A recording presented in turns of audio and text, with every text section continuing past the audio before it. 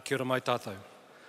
Ti hei uri uri te hei nako katau haha te rangi e tūnei. Katau haha te papa e takoto nei, kātau te mātuku mai I Rarotonga. Ko ia I rukihia manawa pauroto, ko ia I rukihia manawa pauwaho. Whakatina kia tina te mori e hewaiki. E pupu ana hoki wawawana hoki tarewa tū ki tarangi auwe ka eke. E ke tangaroa, e ke pānuku, whāno haramai te toki, aumie uie tai kie. A tuatahi māku he mi ana ki o koutou, nau mai haramai. Nau mai haramai ki tēnei o tātou whare taonga o Tāmaki, ara ko Tāmaki Paengahira. Welcome, welcome, welcome to Auckland Museum. Ai tukanātu ngā mihi kia koutou ko tai mai nei tēnei pō. Ki te whakarongorongo ki ngā whakawhiriwhiri kōrero e pāna ki te pūtai ao hou. Welcome to you, the distinguished guests who have come this evening to listen to the debates and discussions around science. Ka nui ngā mihi kia koutou ngā hua, ngā karangarangatanga kei wangani a koutou. Tēnā koutou, tēnā koutou, tēnā koutou katoa. Greeting to you, friends of the museum, members, board members, kia koutou rā ngā uri o Tāmaki, to people of Auckland, welcome to our museum. Ka hoki ngā whakaro ki te wao mua, ki ngā mahi o tātou tūpuna, no reira he mi ana ki o koutou ngā taonga. At this time I'd like to pause and acknowledge the treasures that are around us. Kei waingani a rātou ngā pūtai ao hou o te rātaima. And within those treasures are some of the innovations of those times. And I'd like to particularly acknowledge the corrugated iron roof on Build Hotanui at this present time. 1878, that was an innovation. Nō reira tai noa ki tērā taima ki tēnei taima, I hari ko te ngākau ki te whakarongo ki ngā kōro I tēnei pō. And so we look forward to those discussions and debates regarding from those times to these times. Nō reira ka nui te mihi kia koutou, nau mai haramai tēnā koutou katoa. And the most important thing is to welcome you here to Auckland Museum. Have a good evening. Kia ora rā. I'm Finlay Macdonald, and welcome to this 2010 series of Late at the Museum. As you may know, this year's theme is innovation. In the broadest possible sense, from social and economic policy to the hard sciences and technology. Already this year we've heard a lot of this word innovation, in large part because the government is grappling with ways to improve our economic performance and has seized on it as a solution. It's arguably the word of the year so far, apart from step and change. But is it anything more than a buzzword? And if not, how do we make it more than just a buzzword? Nowhere perhaps is that question more pertinent than in the sciences themselves. As we know, New Zealand is an agricultural exporting nation that depends on scientific and technological research to maintain and improve its market share in various vital industries. Yet for years, decades even, we've been told that we spend considerably less than other countries on research and development as a proportion of GDP.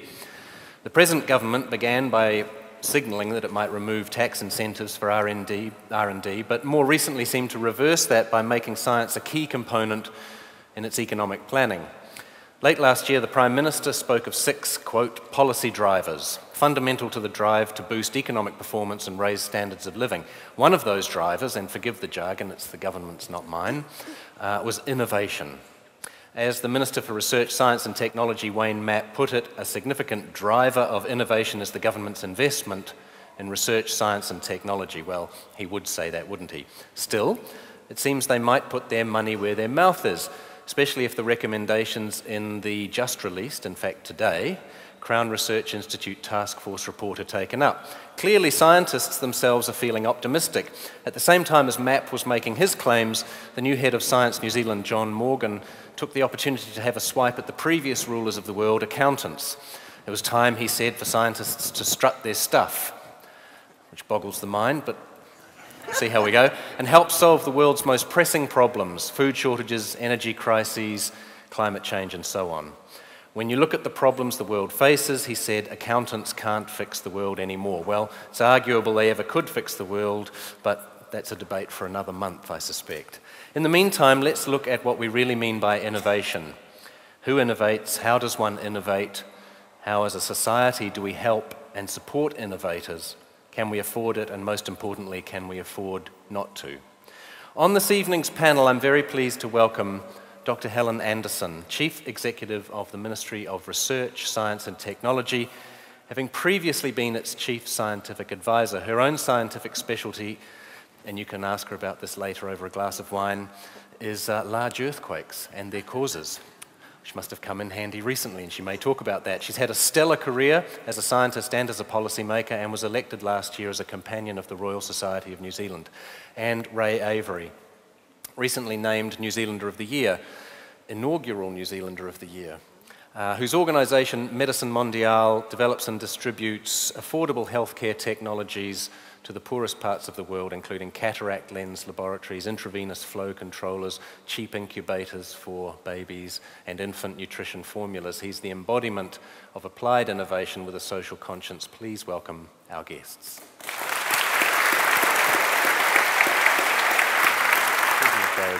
You were also quoted, and I don't know if this is just media hyperbole and an easy way of framing you, that you have praised what we call the number 8 wire mentality. And I've got a question for Helen about that as well. But what do you mean by that? What does number 8 wire mean to you? Well, I think it goes back to an understanding of the difference between, say, academic research and applied research. And I think New Zealanders are experts at applied research. And to give you a very practical example of the difference, when I left England, I was one of 15 world experts on the metalloprotein reaction of the Hill reaction of photosynthesis. And I kept waiting for it to come up at parties, and it never did. And that's because I was an academic research scientist, and I realised I wouldn't get a lot of dates unless I changed to be an applied scientist. Now, applied scientists, what they do is that they take known bits of information and put it together in a way that it's never been put together before to deal to a particular problem. But if you think about science per se, all of the building blocks of science, whether you're doing fundamental research or academic research, are inherently there, and you just shuffle them. There's a wonderful Blackadder a sketch where this guy rushes up and said, I produced this book. And then Blackadder says, yeah, that's plagiarism. All of those words are in the dictionary, you've just changed them around. And science is the same, that there are these building blocks, and the clever people can see how to shuffle them into particular pyramids that will actually fix a particular problem. And that's a lovely description of, and it's a rather noble description of number 8 wire mentality, because I wanted to play devil's advocate for a second with you, Helen, and say that, or ask, isn't the myth of number 8 wire one of the problems we've had in this country, in that we've convinced ourselves that we can make do and improvise and she'll be right, and consequently haven't evolved a sophisticated and methodical approach to technological innovation as an economic quote-unquote driver. So that would be my flip side of number 8 wire mentality. For a while it was great, but then it held us back. Well, I actually agree. I really hate the term, because I think it actually downplays some really smart things that we can do. And this was brought home to me a few years ago when a guy called Igala Erlich, who's one of the designers of the venture capital system in Israel, was over here, and he was helping design our venture capital investment fund. And he said, New Zealand, he said, it's a great place to rest, but not invest. And that actually is a really big warning to us, because we brand ourselves out there in the world as clean, green, and I'd put the byline and absolutely nothing happens here. And that's really wrong. I think we are clean, green, however you might want to define that. We're a beautiful, amazing place that you have to go overseas to appreciate when you come back. But we're actually really onto it. So if I was going to want to brand the number 8 wire in a different way, it would be that we're really onto it. I mean, people like Ray and others are really onto it. Yeah, I mean, so it's a bad message, and no one else understands it in the world. What the hell is it anyway? It's a die-hard self-image. Yeah. And I think But have you ever used number 8 wire, ever? Do I look like I have? No, no. I don't even think I've got any gum boots. Norway has, and Nordic nations, have kind of $30,000 is their export value, or the average export value. Ours is 7,000. So we're sending a lot of dumb stuff offshore. They're sending a lot of smart stuff offshore. So that's the challenge. How do you define dumb stuff? Well, logs are dumb, aren't they? Right, yeah. I mean, each year there is the Boston Consulting Group publish a paper on the rating of each country's innovations. And we're right down at number 26, underneath Belgium. I got chocolate. Belgium, for God's sake. So we've got to fix that. And it's not because we're not innovative, it's because there's all those guys running around the paddock doing good stuff in their garages, but they don't know how to get it to market and how to deploy it. All of the products that I've made, for instance, are helping to address the inequity in healthcare in the developing world, where they virtually have nothing. But we've made products that they can afford by making adaptive technology. So there are things that we can do in New Zealand that are world-class and first-class, and we need to start revving that up and making this a kind of technology centre. We're not just a couple of islands floating down in the Antarctic Riviera. We're actually very bright guys. And if you look at what Weta and my mate Richard Taylor's doing, they're really cutting-edge technology. The technology we've developed is leading edge for all of our products. That's why we can patent it. But what we have as an advantage over the model that the government system has is that we're career scientists who have been doing this all our lives and have connections and understand the difference between product development and product realisation. Well, Can I just comment on that Sure. one? Because I think part of the problem for New Zealand is that we're terribly happy. And being terribly happy means you say, that's enough. So I suspect there's so many things in garages around here because people go and make them and then they go, that was cool.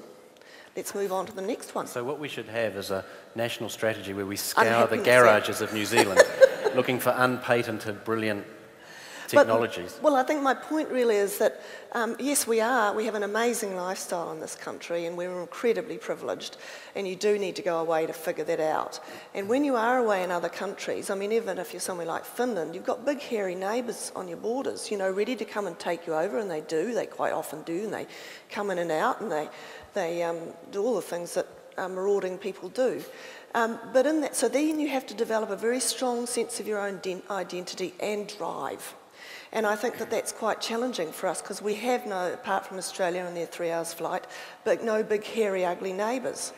So part of our story is, you know, being happy means that the drive to push and take things beyond is not there. Now, I'm not suggesting mass unhappiness, you know. Perhaps that insularity is also the problem. Yeah. That, you know, yes, we don't have people coming and stealing everything every couple of centuries, but we're inward looking and we're not rubbing up against the world enough in a kind of daily, ordinary way. I think we are actually very innovative, as Ray's saying, but actually I don't think we often know how innovative we are. That's part of the problem with it. Sometimes it fails, of course, you know, and one of the paradoxes of talking about innovation, and the way governments like to talk about innovation, of course, is that it's, you know, it's a magic bullet. Yeah. If we just innovate, we'll all be rich. You've all heard of telecom. And it's XT network. I was just caught by this this paragraph in a news story. The poor fall guy for XT, who was the head of transformation. Only telecom would have a head of transformation. He transformed himself out of a job, but his job description was to drive, there you go again, the company's transformation for long-term growth and delivering telecom's new generation of world-class services to our customers in new and innovative ways. And I thought, there's possibly, everyone gleefully descends on telecom, but there is a kind of salutary lesson in there that sometimes, and I don't know if XT is the perfect example, but are we prepared for things to go wrong? Well, if we're not innovating. I mean, it's really clear. Well, that's the point. You know, I mean, people have to understand what innovation means and what technological research means, and that some money will be a dead end. Yeah, and failure will be real in many ways.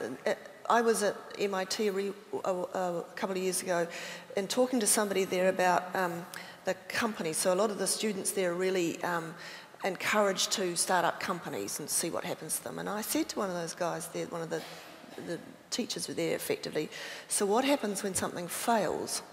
And he said, we don't talk about stuff failing. We talk about it didn't work out this time. Now that's a really interesting different suite of language because, and they were saying, so what have you learnt from this? And in fact, they have a lot of people who are mentors from business who come in and out of the university, and their job is actually not to get spin out companies to get money for the university. It's how to teach people how to fail and then learn from that and start again. And that's a hard thing to do. So Ray, when you're funding yourself, or I presume you've got venture capital behind you, and you hit a brick wall and it doesn't work out, how do you pick yourself up and move on? What's your strategy, given you haven't used public funding? When we were doing this clever nanoparticulate fixing of another chemical element as well as colloidal silver to wool, it all looked fabulous, and then 6 months later it all started to crackle and break off, which wasn't the ideal thing for something recirculating in an infant incubator. So in the end, the solution to that was just to mix it up with a bit of PVA glue in the garage again, and that fixed it. So that's applied technology. You just find a way around the particular problem that you have. The problem is when you scale that back to a project that's set up without a clear goal, but just to try and unravel a technology platform that it's not designed for an end purpose. The danger is that you do go down a lot more rat holes, and there's no point in trying to fix it because you don't know what you're trying to fix it for. My job is to take up that challenge, and using this footprint in the first world and developing world and scientific skills. And the important thing to understand about Medicine Mondiale is that we have no full-time employees. All our technology is developed by volunteer scientists, and we give them the opportunity to just use one particular section of their skills to contribute to the whole. There's one thing I know with all great certainty is that nobody's as clever as all of us. We get these scientists together in teams to work on a problem-solving thing, and they come up with these hugely innovative developments. I have great faith in New Zealand and the future of New Zealand as a scientific community. I just think we need to talk up and be very proud of what we are achieving on the world stage. In the year 2020, 30 million people will have gained the gift of sight from a little bit of technology that I invented about 15 years ago. So that's big changes on the world stage in something that was invented in a garage. So we've got nothing to be worried about. We're in good shape. Which does bring us full circle. Now, I saw from that show of hands quite a few scientists and people who enjoyed science in the audience. So there's absolutely no excuse for not having a couple of questions. Some people see science as waiting for someone to turn up and say, I've got a problem, please provide a solution. And to my mind, a proper scientist actually goes looking for the problem to start with. And do you think that's part of New Zealand's difficulty, is they're not looking for the problems? Who'd like to field that one? Yeah. I think they do go looking for the problems. I mean, there are some, a good example actually which relates to what Ray's doing is that we have a problem with ruminant emissions in this country. And it's, you'd say, well, it's not all that a big problem, but actually this is a problem that if New Zealand could solve, it would dramatically change the world profile because most developing countries actually have big agricultural sectors. So if we could do something and modify the rumen and sort that out for the rest of the world, we would have a really huge impact on the global stage. Now, there are scientists who have been working on this for a very, very long time. They've been in search of the problem. The problem also had to come to them in the sense that it was seen as important for the world. So I don't think it's either. You have to make both come together. I'd like to thank tonight's guests, Dr. Helen Anderson and Ray Avery, for their contributions to this panel discussion at Auckland Museum.